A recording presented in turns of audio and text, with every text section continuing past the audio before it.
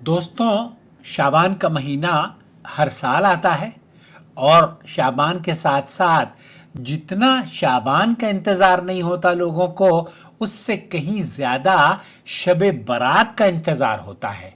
यहाँ आज आपकी खिदमत में उन आमाल को या शाबान की उन फजीलतों को या उन रिवायतों को जो कि आम तौर पर पेश की जाती हैं, मुख्तसर अंदाज में आपकी खिदमत में पेश करने की सआदत हासिल कर रहा हूँ, इस उम्मीद पर कि इसे आप अपने हलक़े में ज़रूर दूसरों के साथ शेयर करेंगे। शाबान यूँ तो हिजरी तक़वीम का 8वां महीना है। रजब और रमज़ान के दरमियान शाबान आता है और रमज़ान के दरमियान ये इसे अल्लाह रब्बुल आलमीन ने चूँकि शहर ये जो जितने भी महीने हैं इनका तय्युन अल्लाह ताला ने किया है, 12 महीने हैं। अरबी लुगत और तारीख़ दोनों हमें बताती हैं कि इस महीने का नाम महज इत्तिफाकन नहीं रखा गया, बल्कि अरब ये कहते हैं कि तशाअबुल कौम, यानी लोग मुख्तलिफ सिमतों में फैल गए। इसी पस मंज़र को अरबी मसादिर यूं बयान करते हैं कि शाबान हुआ अश्शहरुल सामिन फी तक़वीमुल हिजरी यक़अ बैन रजब व रमज़ान, यानी शाबान को रमज़ान और रजब के दरमियान ये होता है। और शाबान को शाबान इसलिए कहा गया है कि अरबी कबाइल रजब की हुर्मत के बाद पानी की तलाश या दीगर उमूर के लिए मुंतशिर हो जाया करते थे। लग़वी एतबार से ये लफ्ज़ शब से निकला है, जिसके माने हैं फैल जाना, जाहिर होना, रास्ता बनना।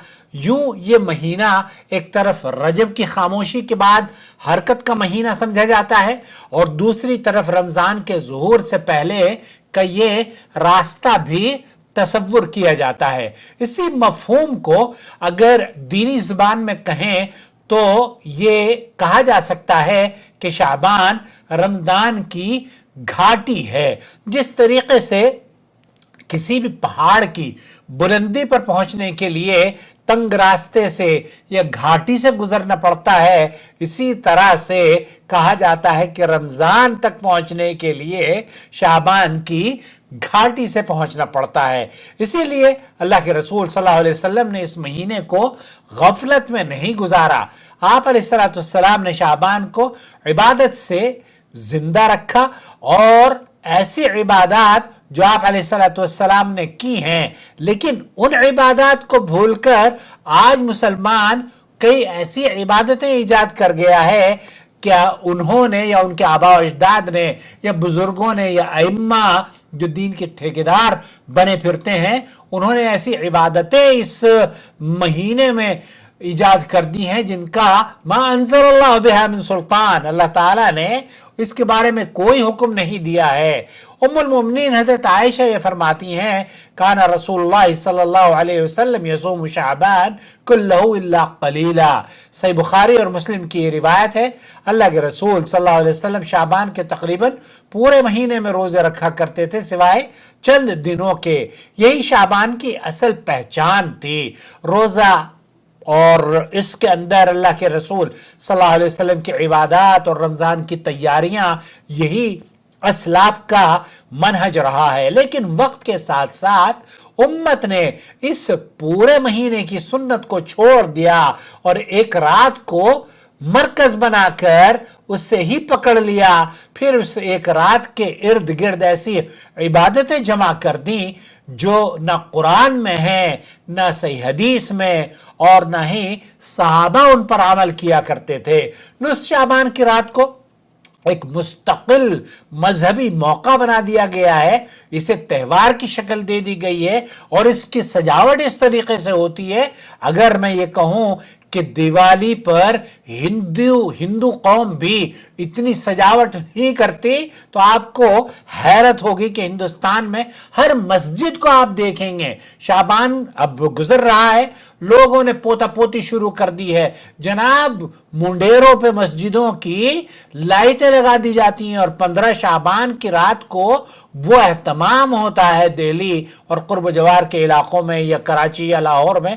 हम तो यहाँ यूट्यूब पर देखते हैं, अल्लाह रब्बुल आलमीन इन्हें हिफाजत ان کی بدعات سے حفاظت فرمائے. اور چینل والوں نے اس میں خوب کام کیا ہے، وہ انہیں لائیو بھی نشر کرتے ہیں اور اس طرح کی ترغیب بھی دلاتے ہیں کہ گھروں کو اپنے سجایا کرو. دوستو، بھائیوں اور بہنوں، اس رات کے لیے باقاعدہ مجالس کا اہتمام کیا جاتا ہے اور پھر انہی مجالس کے سائے میں نئی نئی نمازیں گھڑی کی گئی جاتی ہیں. کسی نے اسے صلاۃ عمری یا قضاء عمری کے نام سے بہت ساری نمازیں جمع کی ہوئی ہیں، ان کو پڑھا جاتا ہے. کسی نے صلاۃ الفیہ کے نام سے نماز گھڑ لی ہے. الفیہ نماز مطلب 1000 رکعتوں والی نماز، جس میں سورہ 100 رکعتیں اور ہر رکعت میں مخصوص صورتیں پڑھی جاتی ہیں. بعض نے الفیہ، بعض نے میتیہ، مطلب 1000 رکعت والی یا 100 رکعت والی، اس طرح کی نمازیں بنائی گئی ہیں. کہیں صلاۃ الرغائب بھی موجود ہے اور کہیں صلاۃ الغوثیہ بھی ہے. صلاۃ الغوثیہ پتہ ہے کیا ہے؟ پیران پیر کی نماز. اب بتائیے، وہ نماز جو نبی کریم صلی اللہ علیہ وسلم کے بعد تصور میں آئی ہو، وجود میں آئی ہو، اس میں کیسے اجر مل سکتا ہے؟ عقل کے اندھوں، اللہ سے توبہ کرو. بلا بتاؤ تو صحیح کہ صلاۃ الغوثیہ یا پیران پیر کی نماز کے نام سے ایسی عبادت متعارف کرائی گئی ہیں جسے اولیاء سے منسوب کر کے تقدس کا جامہ پہنا دیا گیا ہے. یہاں یہ سوال نہیں کہ ان اعمال کے پیچھے نیت کیا تھی، بلکہ اصل سوال یہ ہے کہ ان اعمال کی دلیل کیا ہے. اگر یہ نمازیں واقعی خیر ہوتی تو سب سے پہلے رسول اکرم صلی اللہ علیہ وسلم خود ان کی طرف رہنمائی فرماتے، کیونکہ آپ علیہ السلام امت کے سب سے بڑے خیر خواہ ہیں. مگر نہ نبی کریم صلی اللہ علیہ وسلم سے، نہ صحابہ سے، نہ تابعین سے اور نہ ائمہ سلف سے ان نمازوں کا کوئی ثبوت نہیں ملتا ہے. نہ ہی نبی کریم صلی اللہ علیہ وسلم جو امت کے سب سے خیر خواہ تھے ان سے بھی کوئی ثبوت نہیں ملتا. ائمہ حدیث نے ان نمازوں کے بارے میں نہایت واضح فیصلہ کیا ہے. امام نووی ہوں، امام ابن جوزی ہوں اور امام شوکانی ہوں، کتنے بھی ائمہ گزرے ہیں، امام ابن تیمیہ ہوں، شیخ عبدالعزیز ابن باز ہوں، انہوں نے صراحت کے ساتھ لکھا ہے کہ ان نمازوں کے فضائل میں جو روایات پیش کی جاتی ہیں یا تو وہ سخت ضعیف ہیں یا سراسر موضوع اور من گھڑت اور جھوٹ پر مبنی ہیں. یہی گھڑی ہوئی اور اصول یہ ہے کہ ضعیف روایات سے آپ اگر کسی چیز کو ثابت کرنا چاہیں تو نئی عبادات کو احادیث سے ثابت نہیں کر سکتے. آپ کی بات یہ سمجھ میں آ جانی چاہیے کہ کتنی بھی عبادات جو کہ اللہ کے رسول صلی اللہ علیہ وسلم کے دور میں، صحابہ کے دور میں معروف نہیں تھیں، آج اگر انہیں بنا لیتے ہیں تو وہ ما انزل اللہ بہا من سلطان. انہیں اسی لیے اللہ کے رسول صلی اللہ علیہ وسلم نے فرمایا تھا من عمل عملا لیس علیہ امرنا فہو رد. کوئی شخص اگر ایسا کام کرتا ہے جس پر ہمارا حکم نہیں تو وہ مردود ہے. من عمل عملا، کوئی بھی شخص ہو اس طرح کا کام کرے جو دین میں نہیں ہے اور آپ اسے خوبصورت پیش کر کے خوبصورت سمجھ کر کرنا شروع کر دیں تو یہی تو گمراہی ہے. پھر معاملہ صرف نمازوں تک ہی محدود نہیں رہا بلکہ اس رات کو رفتہ رفتہ عید الاموات بنا دیا گیا. گھروں میں حلوہ پوری پکنے لگی، کھانے تقسیم ہونے لگے، قبرستان میں رات کے وقت ہجوم جمع ہونے لگا، موم بتیاں جلائی جانے لگیں، آتش بازی ہونے لگی، مساجد میں غیر معمولی چراغاں کیا جانے لگا، گھروں کو سجایا گیا، قبروں کی لپائی پتائی اور مزاروں کی دھلائی ہونے لگی، اجتماعی قرآن خوانیاں کی جانے لگی. اسی رات کے ساتھ یہ تمام اعمال خاص کر دیے گئے. مسلمانوں کی اس سجاوٹ اور ہنگامہ خیزی کو اگر دیکھیں جو کہ لوگ رات کو نکلتے ہیں موٹر بائکس پر، آپ کو حیرت ہوگی یہ جان کر کہ مسلمان اگر غیر مسلم دیکھتے ہیں تو وہ بڑی شرم آتی ہے ہمیں جب ان کا تذکرہ کرتے ہیں کہ دیکھو یہ مسلمان کس طرح کے، عورتیں اور مرد سب اسی میں شامل ہیں. اللہ انہیں ہدایت دے. ان سب اعمال کو اگر آپ یہ سمجھتے ہیں کہ یہ قرآن و حدیث سے ثابت ہیں تو آپ غلطی پر ہیں.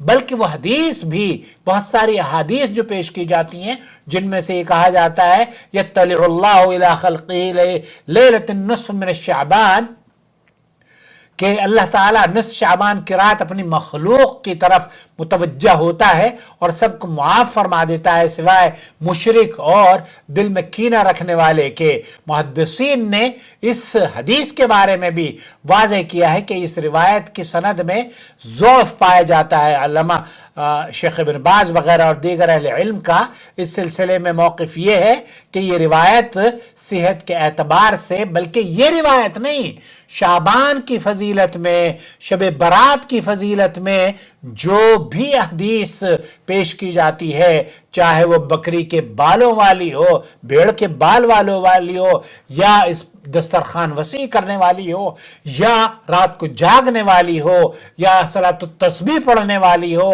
یا اس کا روزہ رکھنے والی ہو، یہ تمام کی تمام احادیث یا تمام کی تمام جو عبادات ہیں ان کا کوئی کسی صحیح حدیث سے ثبوت نہیں ملتا۔ محدثین نے وعدے کیا ہے کہ اس روایت یا اس طرح کی روایات بالکل ضعیف اور حد درجے ضعف کے باوجود بہت ساری روایتیں تو ایسی ہیں کہ جھوٹی اور من گھڑت ہیں۔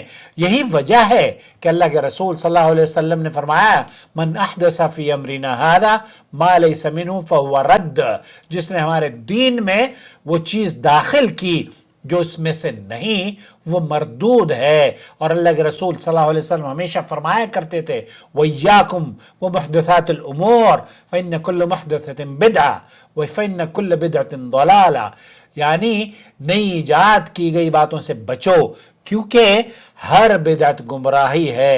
اصل دین شور سے نہیں پہچانا جاتا، اصل دین چراغاں اور رسومات سے نہیں جانا جاتا، اصل دین ان نقش قدم سے پہچانا جاتا ہے جن پر محمد اور آپ علیہ السلام صحابہ کا نقش ہو، آپ علیہ السلام کے جانساور صحابہ کا عمل ہو، سلف صالحین اس پر عمل کرتے ہوں۔ شعبان واقعی رمضان کی گھاٹی ہے، لیکن شرط یہ ہے کہ ہم اس گھاٹی کو بدعتوں کے بوجھ سے نہیں بلکہ سنت کی خاموش عبادات سے عبور کریں، اس کی تیاری میں اپنے آپ کو لگائیں، نہ کہ بدعات اور خرافات کر کے ان کو یہ کہا جائے کہ جناب اس رات جو عبادت کرے گا، وہ تو ہمارے یہاں ایک شیعہ عالم کہہ رہے تھے کہ اس رات آپ کو حسین کی زیارت کرنی چاہیے، یعنی کہ حسین کی قبر پر جانا چاہیے، اور اگر قبر پر نہیں جا سکتے تو گھر ہی میں نیت کر کے حسین کی زیارت کر لو۔ اسی طریقے سے شیعوں نے بھی اس رات کے اہتمام میں طرح طرح کی نئی باتیں، ان کا تو دین دھرم ہی نیا ہے، اللہ ان کی شر سے بچائے۔ مسلمانوں کو یہ کہا جاتا ہے کہ آپ اس روز اگر غسل کر لیں گے تو غسل وہ پورے سال آپ بیمار نہیں ہوں گے، اعوذ باللہ، ایسی کوئی روایت صحیح نہیں ہے۔ اس لیے ان روایات سے بچتے ہوئے جو 15 شعبان کا روزہ رکھتے ہیں اس کی کوئی ضرورت نہیں ہے، اس رات کو جو جاگتے ہیں اس جاگنے کی بھی کوئی ضرورت نہیں ہے، اور اسی طریقے سے اس رات کو جو چراغاں کر کے مسجدوں میں اہتمام کرتے ہیں اور قبرستان جاتے ہیں، روح الاموات یہ کہا جاتا ہے کہ یہ جو روحیں ہیں وہ ہمارے گھروں میں لوٹتی ہیں۔ بھلا یہ کوئی پوچھے ان عقل کے اندوں سے کہ جو گھروں میں روحیں لوٹتی ہیں وہ جنت سے آتی ہیں یا جہنم سے آتی ہیں؟ اگر کوئی یہ کہتا ہے کہ جنت سے آتی ہیں تو وہ پاگل ہے۔ کیوں؟